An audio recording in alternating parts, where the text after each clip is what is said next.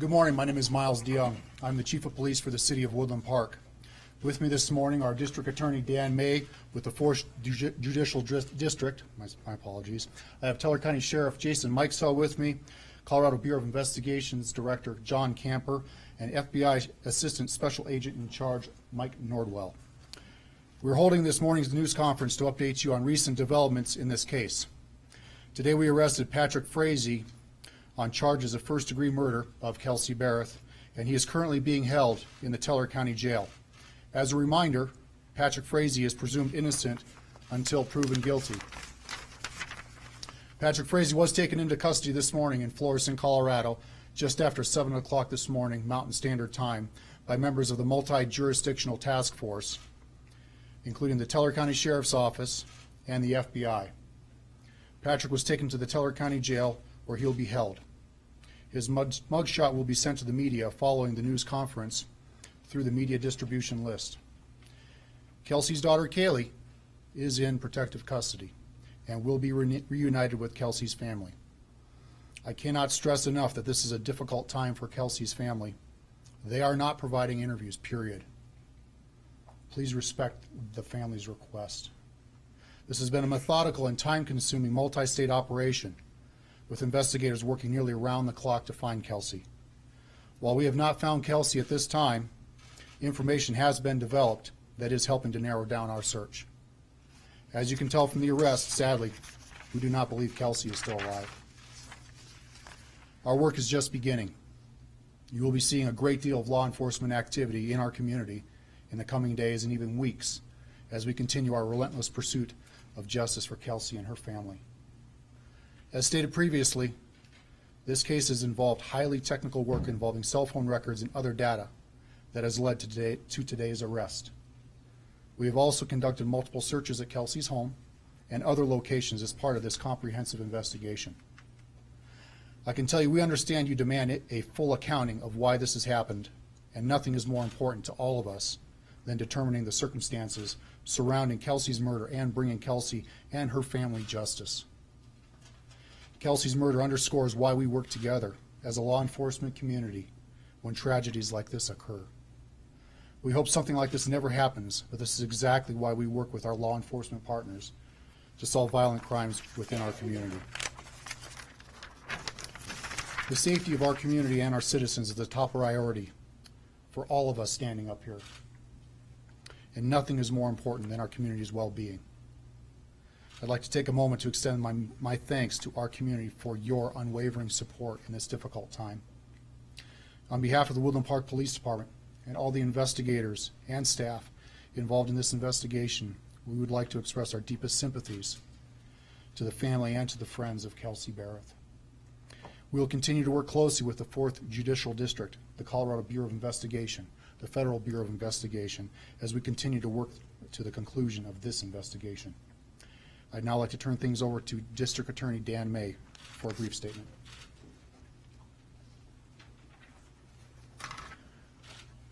Patrick Frazee was charged this morning with first-degree murder and solicitation for first-degree murder. That is what he was booked in on. Those who may be familiar with the process, formal charges will be filed in the days ahead.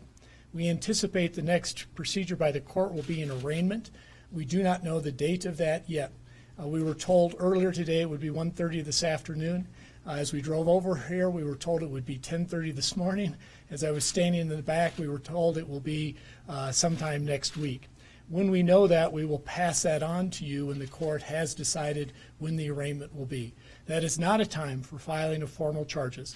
I've told you what he's been booked in on. It is our office's discretion to file formal charges and any charges we see that are appropriate. The system here in Teller County is that we do that in about 10 days. And so at that point, you will see the formal charges. They will be given out to the public and to the press, so you'll be able to see them yourselves. And I anticipate, again, about 10 days, but again, the court will set a second date for the filing of charges, and we have not heard yet from the court when that will be. As the chief said, the case at this point transfers from the police department over to the district attorney's office. We will be the point of contact from this point on, and we will be the lead agency from this point on. So if the press has any contacts they want to make, Lee Richards is my PIO. She's standing at the wall over there. She'll be the one that you should contact here as we go forward. She will keep you informed of all court dates. She'll do that by Facebook and Twitter, and so you'll be able to have those contacts. The family, if you want to contact them, that will be through our office. If you wish to contact them, address that to Lee Richards. I know right now they do not want to be contacted, and they've asked that we set up that formal procedure. I can tell you we are not going to try this case in the press. That's not something we do here, and I don't anticipate doing that, but we will inform you of all new court dates and anything that's in the public record going forward. I do want to acknowledge that we have put together a task force here. This task force is not ending. The collaboration and the work is still going forward. I anticipate that collaboration will be going forward for some weeks yet to come. I know that many in the press have asked to see affidavits. Those affidavits have been sealed by the court. I anticipate that those affidavits will remain sealed until other investigative leads can be followed up on. I anticipate it'll take some weeks to follow up on all the investigative leads that all the agencies need to do in this case. So I anticipate it'll be probably up to 30 days before the court may address whether records may be unsealed at this point. Certainly at that point, the defense may have an opinion of whether they should be unsealed at all. I can tell you my office's position is we are not going to unseal records if it'll put the investigation itself in peril. And that is the status right now, that there are a lot of investigative leads that still need to be done. Once the investigators tell us it will not affect their investigation, we will not have an objection to opening up those affidavits to the public and to the press. But I can't speak for what the defense may do or what the judge ultimately will do in this case. But I know that that's a question that's been in there, and I wanted to cover that. I got to tell you, the efforts by the multi-task force here has been phenomenal. As I said at the previous press conference, in a small community like this gets something like this, it's important to have those contacts beforehand and have people who come in and step forward. The FBI has done a tremendous job. I think they've had 20, 30 agents at least, not only here but across multi-states in terms of the investigation they're doing here. I've gotten to know John Cronin a lot better than I ever thought I would, along with Andrew Cohen, who are both here today. They're doing amazing work up here, and it's amazing the technical expertise that they can bring that local agencies just don't have. I know the Colorado Bureau of Investigation, I heard reported on the news today that they are still at Kelsey's house processing things, so it's not news to say that yes, they are at that house, and they are still processing things, and they've been working very diligently.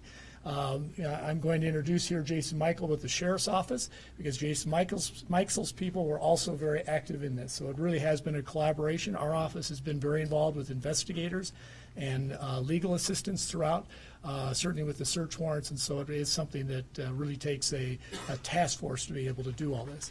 Again, I do anticipate that it's going to be going for some time to let you know that. With that, I'll introduce Jason. Thank you. First and foremost, I just want to say our deepest sympathy for Kelsey Berreth's family and all those affected in our community. We've talked a lot about the joint investigation and the status of that. And I'll tell you, you have a lot of tired deputies and police officers that have done an amazing job, and agents. They didn't stop. And I think that's important for our community to know. One of the strong points of our community is the support that we receive from them. And the thing that we know in Teller County is that we're a family here in this county, in this community. And you all have banded with us, and we have stood shoulder to shoulder with you and back to back. And I just want you to know that that strength is what really pushes our deputies and officers and agents in our community to really push forward, because they've done an amazing job. They've worked tirelessly 24 hours a day, and they just have not stopped till they got the job done. So this investigation is ongoing. It's not going to stop, and it does deeply affect our community. And just know that we're here to support you as well. And I just thank you all for everything that you've done for us in the community. I do want to introduce Agent Mike Nordwell, a great partner to us, and we really appreciate all that he's done. If you have any questions for us, we're going to direct everything to the Woodland Park Police Department for now. Our agency has assisted with this case, but they are the lead until it turns to the District Attorney's Office. Thank you. Mr. Norville?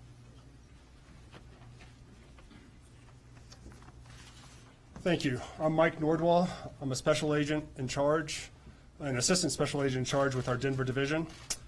Woodland Park Police Department initially contacted our Colorado Springs office shortly after Kelsey disappeared. In the last 3 weeks, we've assisted Woodland Park PD with the investigation and provided a variety of investigative resources to their department. The FBI would like to thank the Woodland Park Police Department, the Colorado Bureau of Investigation, Teller County Sheriff's Office for their collaboration and efforts as we've worked alongside with them to further this investigation. Over the past 3 weeks, the FBI has provided our evidence response team, expertise from our behavioral analysis unit, technical analysis, and investigative resources from multiple field divisions across several states. Woodland Park PD has been alongside us the whole way, along with our other state and local partners in pursuing these investigative leads. We've devoted agents solely to assist in this investigation, and we will continue to do so until the conclusion and those that are responsible for this horrific act are brought to justice. Thank you. At this time, we're going to go ahead and open up questions. Thank you so much for this. I appreciate that. We will start right here. Chief, can you speak to the evidence that gets you to the murder charge at this point? What was collected from the house? I'm not going to talk what specifically was collected from the house, but due to multiple interviews, we've come to a point as of last night where we were able to apply for an arrest warrant, and it was signed off by a judge. Here we go. What would lead to the solicitation of murder charge? We're still working on that charge. That has reached a point where we are able to charge that point, but I'm not able to comment on that because of multiple things that are going on related to that charge. Can you explain the state statute behind it? That would be better explained by our district attorney, but I'm not prepared to speak on that specifically. And again, we're at a very fluid point of the investigation. If we could also repeat questions. Yes. We will go right here, Vicki. So if there's a solicitation for a murder charge, would there be additional arrests? So your question of is if there are additional arrests related to a solicitation charge, that's an absolute possibility, but I'm not going to guess on that at this point. Black Beth? Where do you think her body is at? What state? Part of what we're dealing with is how fluid this investigation is. I tried to do a press conference last night, but things have been changing hourly. At this point, I don't want to speculate where her body is at this point. Patrick's mother. We already had that right here. Do you have reason to believe that the crime, the actual murder, may have taken place in Berreth's household?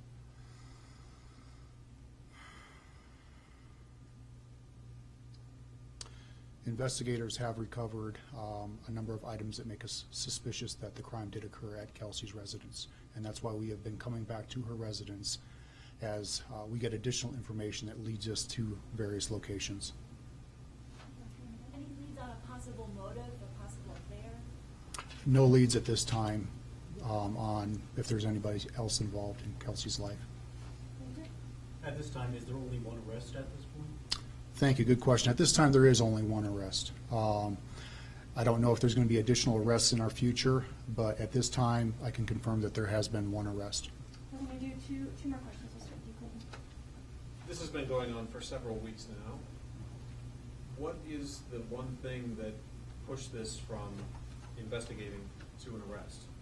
We finally received enough information to implicate Patrick in his involvement in Kelsey's death, which we were able to present to a judge, and a judge was able to sign off on the first-degree murder charge. You said multiple interviews. so we're Was gonna- that a person that you were talking to We're or going to interviewing? do the last question in the back. Early on in the investigation, the limited information was that there was a phone that pinged in Idaho.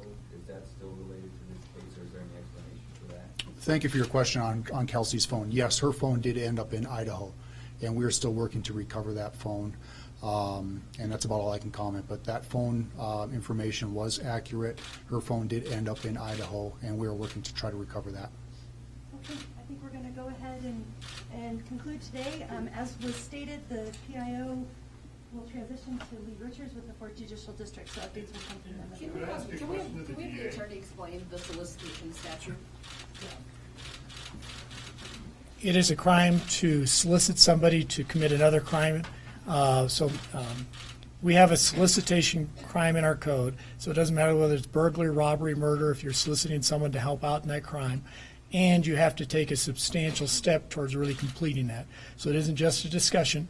You've actually done something that shows the firmness of your actions. You don't necessarily have to complete it to have a solicitation charge, but you have to show firmness of what you intended to do. And that's a generic definition of what solicitation is. Is it fair to say then that Patrick had somebody working with him? Again, we'll be filing formal charges. At the time we file formal charges, which I anticipate will be in 10 days, I believe the charge of solicitation does require that we indicate that in there. Right now in the booking, it's just a simple booking and you don't necessarily put many details in there. All right, we're going to go ahead and wrap that up for now, and we'll